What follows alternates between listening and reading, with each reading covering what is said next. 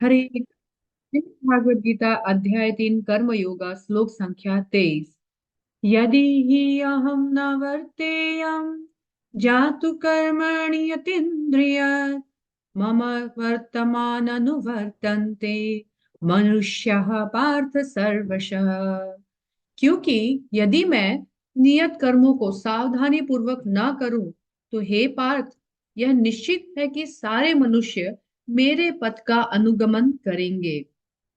तो इस 23वें नंबर श्लोका में भगवान बता रहे हैं कि मैं तो, यद्यपि मैं परमेश्वर हूं और परिपूर्ण हूं, मैं आत्माराम हूं, मैं आत्मकांत हूं, लेकिन भगवान बोल रहे हैं कि ग्रेटेस्ट ऑथोरिटी होने के कारण, ग्रेटेस्ट लीडर होने के कारण मुझे भी बहुत सावधानी पूर्वक शास्त्रों के अनुसार अपने कर्म करने होते हैं। यद्यपि ये मेरा कर्तव्य नहीं है, पर फिर भी मैं लोक शिक्षा के लिए कर रहा हूं। क्यों? क्योंकि यदि मैं नहीं करूंगा तो यहाँ अनुवर्तते एक वर्ड है। अनुवर्तते मतलब लोग जो है मेरा अनुकरण, कॉपी करेंगे, इमिटेट करेंगे। और वो क्योंकि मेरे स्तर पर नहीं है लेकिन मेरे जैसा कार्य करने का इमिटेशन करेंगे, तो वो डिस्ट्रॉय हो जाएंगे, सब नाश हो जाएगा, अधर्मी बन जाएंगे। तो इसीलिए मैं एक एग्जाम्पल सेट करने के लिए कर्म करता हूँ। देखिए, जो भी रूल्स एंड रेगुलेशन है इस सोसाइटी में, जिसके लिए भी जो भी हम रूल्स रेगुलेशन बनाते हैं, वो उनको परफेक्ट या सिविलाइज्ड बनाने के लिए होते हैं।